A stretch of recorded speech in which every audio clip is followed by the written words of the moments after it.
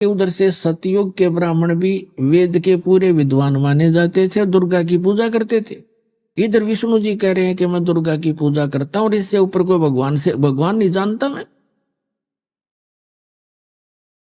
तो आ गया सतर इनके अध्यात्म ज्ञान का, स्पिरिचुअल नॉलेज का। तो क्या पता था इन ब्रह्मा विष्णु महेश को, जिनको हम सर्वज्ञ मानकर पूजा किया करते थे। अब देखो ये दोनों यानी सतयुग के ब्राह्मण और विष्णु जी क्या कह रहे हैं कि हम दुर्गा की पूजा करते हैं। वेद में कहीं लिखा दुर्गा की पूजा करने का? श्रीमद् भगवत गीता में लिखा कहीं दुर्गा की पूजा करने का? एक शब्द तो सुना दो। तो इसको कहते हैं लोक वेद सटदल उआ बाई बकदा। अब दुर्गा जी क्या कहती है आपको दिखाते हैं 562 पृष्ठ पर, 7वां स्कंद और संक्षिप्त देवी भागवत 562 पृष्ठ पे। देवी के द्वारा हिमालय को ज्ञानो उपदेश और ब्रह्म स्वरूप का वर्णन। अब श्री देवी जी कहने लगी पर्वतराज, अब दुर्गा जी पहले तो अपने विषय में बताती है, फिर कहती नहीं उस ब्रह्म का क्या स्वरूप है यह बतलाया जाता है, जो प्रकाश स्वरूप सबके अत्यंत समीप में स्थित हृदय रूप गुहा में स्थित होने के कारण गुहाचर नाम से प्रसिद्ध और महान पद अर्थात परम प्राप्य है। यहां फिर आ गया, वह समस्त प्रजा के ज्ञान से परे है, अर्थात किसी की बुद्धि में आने वाला नहीं है, ऐसा तुम जानो। जो परम प्रकाश रूप है, जो सूक्ष्म से भी अत्यंत सूक्ष्म है, जिसमें संपूर्ण लोक और उन लोकों में निवास करने वाले प्राणी स्थित हैं, वही यह अक्षर ब्रह्म है। वही सबके प्राण है, वही सबकी वाणी है और वही सबके मन है। वह यह परम सत्य अमृत अविनाशी तत्व है। सौम्य उस वेदने योग्य लक्ष्य का तुम वेदन करो, मन लगाकर उसमें तन्मय हो जाओ। सौम्य उपनिषद में कथित महान अस्त्र रूप धनुष लेकर उस पर उपासना द्वारा तीक्ष्ण किया हुआ बाण संधान करो और फिर भावानुगत चित्त के द्वारा उस बाण को खींचकर उस अक्षर रूप ब्रह्म को लक्ष्य बनाकर वेदन करो। प्रणव माने ओम, धनुष है, जीवात्मा बाण है और ब्रह्म को उसका लक्ष्य कहा जाता है। अब यहां देखिए, उस एकमात्र परमात्मा को ही जाने, दूसरी सब बातों को छोड़ दो। अब दुर्गा क्या कह रही है कि केवल एक ब्रह्म की पूजा करो, मेरी पूजा भी छोड़ दो। क्या कह रही है दुर्गा जी कि उस केवल एक ब्रह्म की पूजा करो, उसका ओम नाम है और उसको ब्रह्म की साधना जीवात्मा करे। अपनी साधना भी कह रही है, मेरी भी पूजा मत करो, एकमात्र उसी की साधना करो। ये देखो, उस एकमात्र परमात्मा को ही जाने, दूसरी सब बातों को छोड़ दे। यही अमृत रूप परमात्मा के पास पहुंचाने वाला पुल है। संसार समुद्र से पार होकर अमृत स्वरूप परमात्मा को प्राप्त कराने का यही सुलभ साधन है। इस आत्मा का परमात्मा का को ओम के जप के साथ ध्यान करो।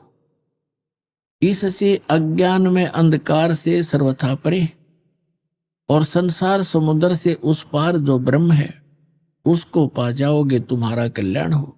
स्पष्ट कर दिया कि ओम नाम ब्रह्म का है और इस ओम नाम के जाप से ब्रह्म को पाने का उद्देश्य रखकर साधना करो, तुम उसको प्राप्त कर जाओगे। और वो कहाँ रहता है?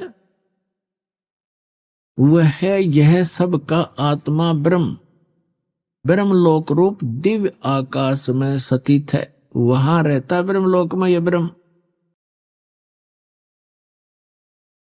अपने आत्माओं, यदि ये दास मौखिक ये वचन कहकर छोड़ देता और प्रथम बार कोई पुण्यात्मा ये वचन सुनता तो वो शायद टीवी बंद करके बैठ जाता और औरों को भी कहता कि वो तो निंदा करता है, झूठ बोलता है। और अब क्या कहोगे कि ये विश्व में यदि सत्य ज्ञान है तो रामपाल के पास है, न विश्व में किसी के पास ज्ञान नहीं।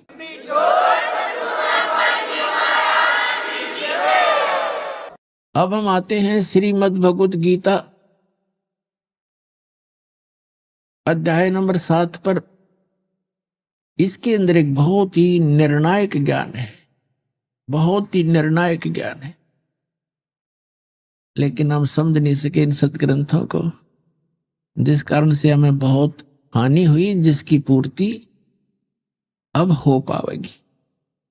अब देखिएगा, श्रीमद् भगवत गीता, गीता प्रेस गोरखपुर से प्रकाशित है। जयदाल गोविंद का इसके अनुवादक हैं।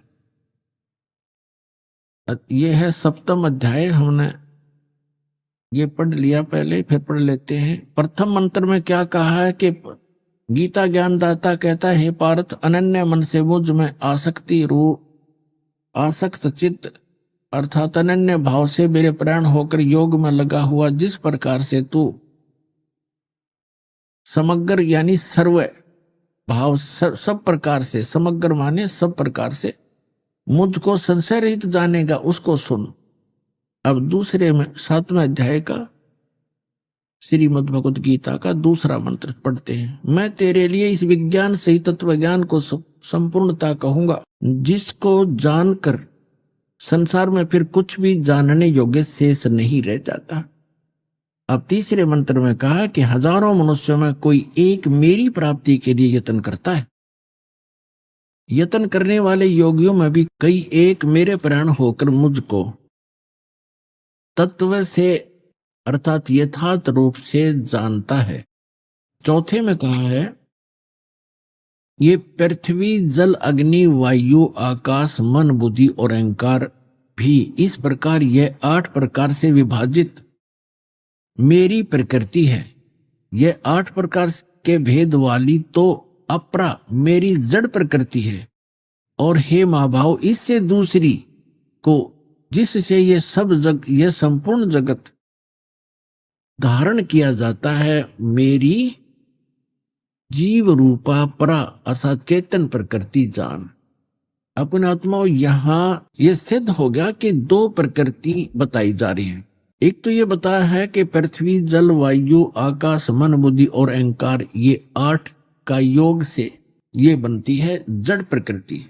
और दूसरी या चेतन प्रकृति दुर्गा है। ये चेतन प्रकृति जो है दुर्गा है, अष्टंगी है। यहां ये कोड वर्ड है, क्योंकि श्रीमद् भगवत गीता वेदों का सारांश है। 4 वेद इतने मोटे हैं और उनसे ये पतली सी बुक 18 अध्याय बने हैं, जिसमें कुल 700 मंत्र हैं। तो वो कोड वर्ड ज्यादा है, और कोड वर्डों को टीचर ही समझा करते हैं।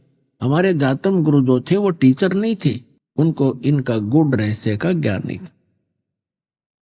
तो यहां से हो गया कि एक तो ये जड़ प्रकृति, ये 8 जो बताई, पृथ्वी जल वायु अग्नि आकाश मन बुद्धि और अहंकार है।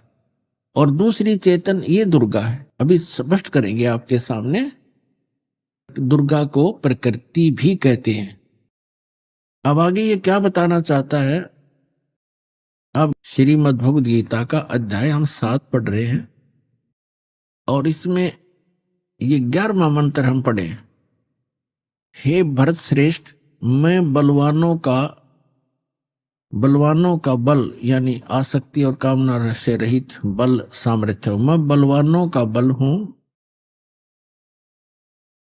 और सभी प्राणियों को, भूतों को, इन प्राणियों के धर्म के अनुकूल शास्त्र अनुकूल काम मैं हूं। धर्म अविरुद्ध काम मैं हूं। अब हम 12 से लेंगे। इसमें क्या बताया कि और भी जो सतगुण से उत्पन्न होने वाले भाव हैं, जो रजोगुण तथा तमोगुण से होने वाले भाव हैं, उन सब को मुझसे होने वाले हैं ऐसा जान, परंतु वास्तव में उनमें मैं और वे मुझ में नहीं है। अब यहाँ क्या प्रसंग है। ये श्रीमद् भगवद गीता में गीता ज्ञान दाता कौन है। ये श्री ब्रह्मा विष्णु महेश जी के पिताजी हैं, जो श्रीमद् भगवद गीता को बोल रहे हैं श्री कृष्ण में प्रवेश करके। अब यहाँ पर थोड़ा सा ये कंसेप्ट और क्लियर करना पड़ेगा कि श्रीमद् भगवद गीता का ज्ञान किसने दिया।